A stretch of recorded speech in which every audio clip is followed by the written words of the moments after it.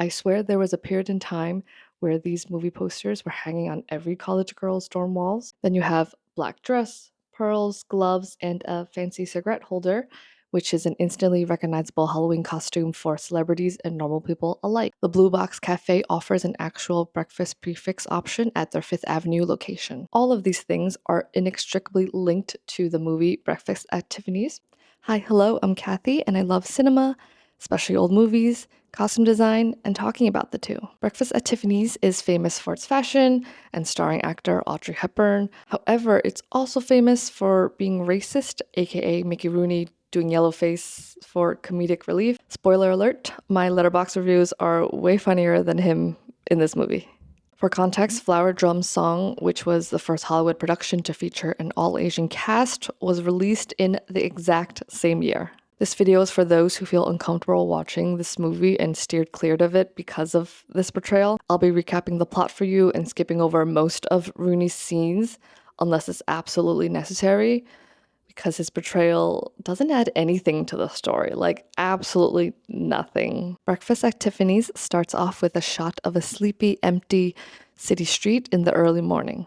A glamorous woman in a black dress steps out of a yellow taxicab onto Fifth Avenue. She's carrying a brown paper bag and walks towards the Tiffany & Co. storefront. A coffee and croissant emerge from the bag, and our main character enjoys her breakfast while staring at the jewelry window displays. Meet Holly Golightly. It's a simple yet effective introduction that screams chic cosmopolitan woman without a word of dialogue. Holly makes her way back to her apartment, and there she's confronted by a man she ditched yesterday. It's assumed that he had been waiting for her in his car all night. Red flags all around. She's fumbling around for her keys and ends up buzzing the doorbell of her neighbor, Mr. Yunioshi, to let her in. Pretty much all the scenes involving him are shot in either the hallway or his apartment. He's basically your stereotypical uptight neighbor who wants peace and quiet, which I get it. All we know about him is that he lives in the penthouse of this apartment and that he's a photographer. There's a short exchange where she tells him not to be angry and promises to let him take those pictures we mentioned. This softens him a bit, but we all know she's not going to do that. It's time to introduce our male lead. Similar to Holly, we see Paul Varjak exit a cab and then enter the apartment building. He doesn't have his keys for some reason and buzzes his neighbors to let him in. He presses a bunch of buttons and one of them happens to be Holly's apartment. Then we cut to a ginger cat being woken up by the doorbell. He promptly climbs up to the bed to wake Holly up with his tiny, tiny paws. In this scene, Holly is wearing another iconic outfit. She's wearing like a white dress shirt nightgown kind of thing, and she also has the teal eye mask with the gold detailing, plus her purple tassel earplugs, which is so fancy. I wish I looked this good while I was sleeping, which brings me to today's sponsor of the video, Birch Living. Birch Living makes mattresses that are created with responsibly sourced materials, like organic cotton, wool, and 100% natural latex. You won't find any polyurethane foams here, which can cause harmful off-gassing, plus they're constructed without fiberglass, which definitely isn't good for you. Their Cyber Monday sale has been extended, so click on the link in my description to take advantage of the deal. Each Birch mattress comes with 2 Eco-Rest pillows made from recycled materials, which means they're more breathable and better for the environment.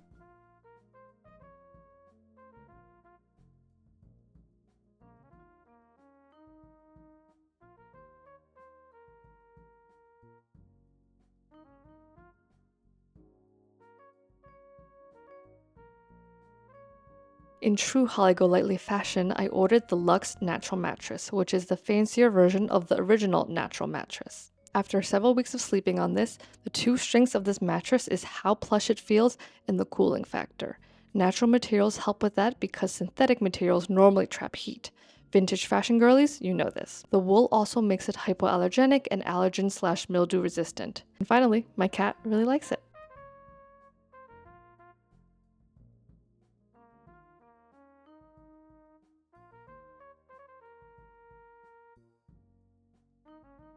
Every Birch mattress comes with a 100-night sleep trial and a 25-year warranty. They want to make sure you really love it. The best part is they deliver to your front door for free if you're within the US, and for those of you who are too busy watching old movies, they also offer in-home setup and mattress removal services for your convenience. Sleep is so important. You should definitely invest in a mattress that will support both you and your dreams. Don't forget about their extended Cyber Monday sale. Upgrade your sleep with 20% off, plus get 2 pillows for free. Head to birchliving.com/puffsleeves to learn about this limited time offer. Thank you so much for sponsoring this video. Now let's get back to our meet cute. Paul asks to use her phone and she invites him into her sparse and slightly chaotic apartment. There are many quirky details like the bathtub couch, the weather vane just chilling on the side, and don't forget the telephone stuffed into the suitcase. This messy space doesn't match up with the polished person that we saw on Fifth Avenue. Her orange cat, who is simply called Cat, jumps onto Paul's shoulders and she refers to him as a poor slob without a name. And we find out she doesn't want to name him until she finds a more permanent place to settle down, a place to call home. When she realizes it's Thursday, she rushes to get ready for Sing Sing, aka an old-timey word for prison. She gets paid $100 a week to visit Sally Tomato, an alleged mafia boss who's in jail right now. Apparently, he's a darling old man, and she says that all they talk about is the weather. This feels like a random tidbit, but it will come up later, don't worry. It's time for another taxi introduction. An older, wealthy woman steps out and Paul introduces her as Patricia, his interior decorator. But you can tell they have a history. In this universe, all the women end their sentences with darling. And Patricia says it a lot. In our next scene, we have Holly hiding from a man yet again. The horrors of being a woman never end. Anyway, she climbs out onto the fire escape and makes her way up to her neighbor's place. Peering through the window, we see a shirtless Paul sleeping in bed and Patricia fully dressed. She leaves some cash on the table and kisses him before she leaves. If Holly wasn't Holly, this next situation would end very differently. Because imagine someone climbing through your damn window at night while you're half naked. This is textbook breaking and entering. But since it's Holly, he lets her stay and hang out for a while. They get to know each other more, and worker solidarity is hinted at while she thumbs the $300 and says, "I understand." This movie doesn't spell anything outright, but all the puzzle pieces are there if you pay attention. By this time, the Hays Code is still a thing and wouldn't officially end for another 7 years, hence the sanitized version compared to the language in the book. Holly finds out that Paul is a published author of a book called 9 Lives, which is interesting because of the cats have 9 lives myth, and Holly has a cat. He's seemingly a one-hit wonder and hasn't published anything lately, even though he lies and says that he writes every single day, which Holly calls him out on by pointing out that his typewriter doesn't have any ribbon in it. Holly has a brother and comments that Paul looks like him and then asks if she can call him Fred. What do you even say to that? 3 things about her brother Fred. Number 1, she hasn't seen him since she left home at 14. Number 2, he's in the army. And number 3, he loves horses. So her dream is to save up enough money to buy a place in Mexico to raise horses and just live a peaceful life with him. The 2 end up cuddling in bed and fall asleep. Holly has a nightmare, and when Paul asks if she's okay, she freaks out and basically says, "Don't be a nosy bitch," then runs back to her apartment. The next day, he finds an apology note with a gift, typewriter ribbon, in his mailbox. She asks him to stop by her apartment later tonight for a drink. When he arrives back at his apartment, Patricia calls and cancels her plans with him because, surprise, surprise, she's a married woman and her husband is back early from his trip. So Paul ends up being free and heads to Holly's apartment that evening. What he doesn't know is that she's also invited half of New York City to her place. At this party, Paul meets OJ, who is Holly's agent when she was prepping to become an actor before she changed her mind. As the night goes on, more and more people get funneled into the apartment, and everyone at this party is so stylish, even though they're just at a house party in a tiny city apartment. Here I wanted to point out 2 Asian background actresses in the party. There's a woman in a pink cheongsam, and she's played by Annabella Song. Looking through IMDb, it seems that the role is uncredited, which is standard protocol for extras. Sadly, I couldn't find anything else about her except that she had another uncredited role as Sun Sim in the Hong Kong TV series in the 1960s. The dress is a sparkly 2-toned pink and red number, and it's super easy to spot her because she's so eye-catching. Petition to remake this movie from her point of view with Mr. Yunioshi as a young, hot, successful fashion photographer, I would watch that in a second. The second actress is Linda Wong, who is another uncredited party guest, but in blue. She's wearing long dangle earrings and drinking from a red cup. There's one shot of both actresses talking to each other, but Linda is only seen from behind. In the final cut of the movie, there isn't a shot of her face. You always see her from behind, which is so annoying. According to her IMDb, she was in the 1966 movie Paradise Hawaiian Style with Elvis Presley. This is how you can tell Asians are starved of representation because my eye can immediately spot any Asian person in the background. Mag Wildwood enters the chat. She wasn't invited to this party, but she busts into the room with her boisterous southern accent. We can tell that Holly doesn't like her, but she changes her mind when she spots one of the men that accompanied her. Jose da Silva is tall, hot, and Brazilian. Then there's Rusty Trawler, who is neither tall, hot, nor Brazilian, but he's the 9th richest man under 50 according to Holly. We switch over to Mr. Yunioshi in the middle of a tea ceremony. By this time, the party has gotten more rowdy. He's interrupted by loud-ass music and calls Holly to complain about the noise to Paul, who picked up the phone. Things get heated when Meg is berating Rusty for paying attention to Holly. She falls to the floor in a drunken state, and that's the last straw for Yunioshi, who calls the police. We then see Holly and Rusty outside, fleeing the scene and even pointing up to her own apartment to the police. Jose gets freaked out at the notion of law enforcement, and both him and Paul run out onto the fire escape. The police come barging in and start kicking out all the guests. The next scene takes place at Sing Sing. Paul has accompanied Holly to see the mob boss who is helping her with accounting. Sally Tomato comments on how sad her expenses look, depressing broke girl math if you will. Before they leave, he gives her the weather report. Snow flurries in New Orleans. And if you weren't suspicious before, you should be now. Back at the apartment, Paul is writing the novel that he was talking about. We love a productive king. Let's ignore the fact that he's pulling a Dan Humphrey and writing about his friends. He stops when he hears music outside. And when he peers out, we see Holly. This is the first time we see her like this. No glamour, no dresses, just a girl and her guitar sitting on the fire escape singing a song. The song Moon River was composed by Harry Mancini and written by Johnny Mercer.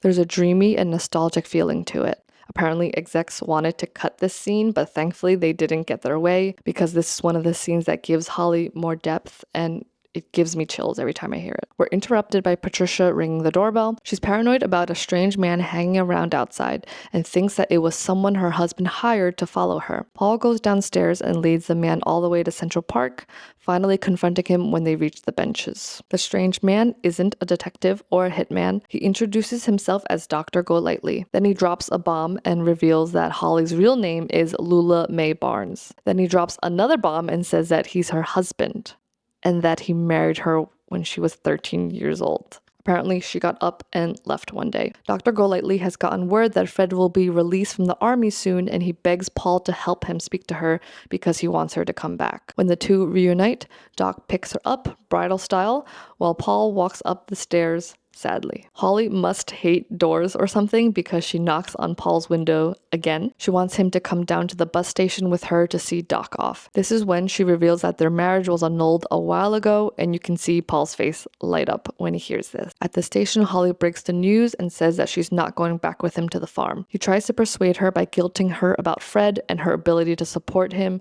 When she cries that she's not Lula Mae anymore, he finally relents. After all that, drinking is the next logical step. There's this short scene where they're chatting in a burlesque club and the dancing lady takes off her top. Is Holly inebriated? Yes. So Paul takes her home.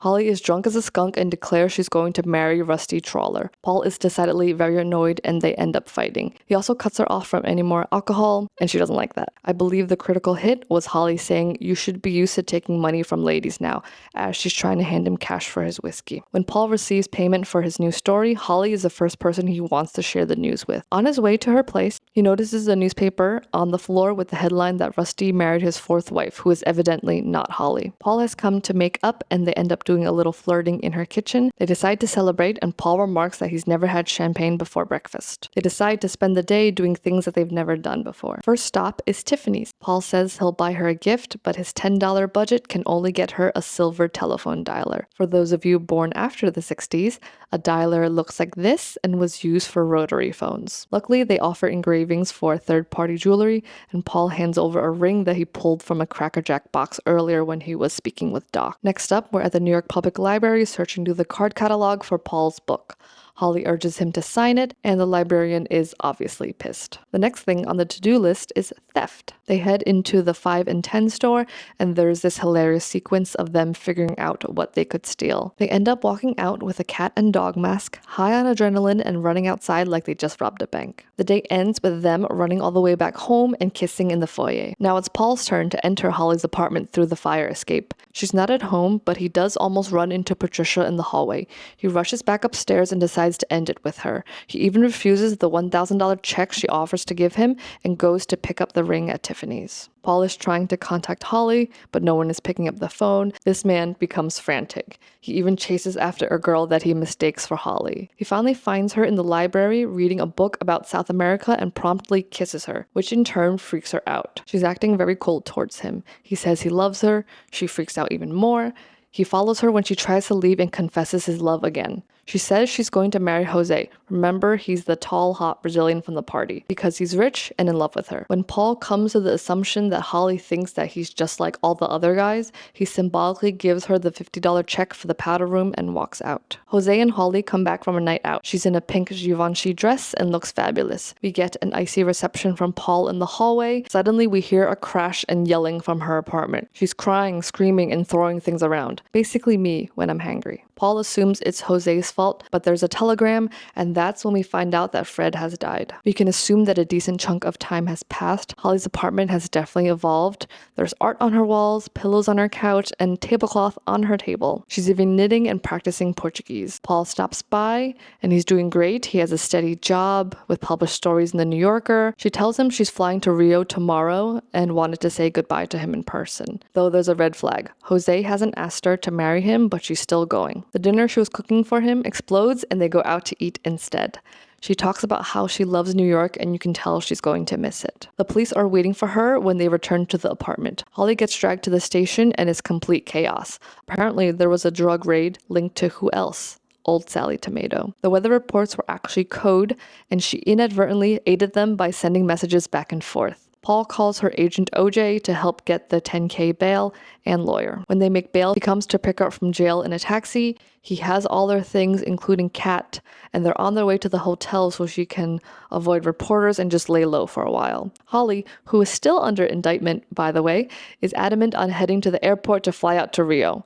Jose left her a message breaking up with her because of the scandal. Holly still wants to go to Brazil because she's Delulu and wants to continue on her quest to marry a rich man. Paul confesses his love for her again and tells her not to run away. This sends Holly into a frenzy. She yells at the taxi to stop and throws her poor cat out into the rain. This breaks my heart every time. Before Paul exits the taxi to go look for Kat, he gives a really good monologue about how even though she doesn't want to be caged, she's doing it to herself. He gives her the engraved Tiffany ring and says that he's been carrying it around for months. When she puts it on her ring finger, she has a revelation and goes out into the pouring rain to chase after him and to find poor Kat. Holly is searching and calling out for poor Kat, and she finally finds him in a box, soaked and hiding from the rain. She kisses him and wraps her coat around the poor thing. If there aren't already tears in my eyes by now, they come out when Moon River starts to play. Then our Hollywood ending dictates that the two leads have to kiss in the alleyway in the pouring rain, all while Kat is smushed between them. The end. I'm always hesitant to say that I like this movie because my relationship with it is very complicated. It's one of the first Audrey Hepburn movies I watched. It introduced me to 60s movies, which I love so much, but at times it's super difficult to watch. Now, if the Yunioshi scenes were removed, it would be an almost perfect movie. You have the 60s aesthetic combined with the feel-good ending, plus a cat, iconic theme song, and age-appropriate male lead paired with Audrey Hepburn. It has all the elements of a really good movie that stands the test of time. So what a shame that we have Mickey Rooney doing this. So I hope you enjoyed this video. I know it's a little different from my normal video essays, but those should be coming back soon. If there are any other movies you want recapped in this way, let me know in the comments down below. Be sure to follow me on Letterboxd and say hi. Subscribe if you want, but only if you want.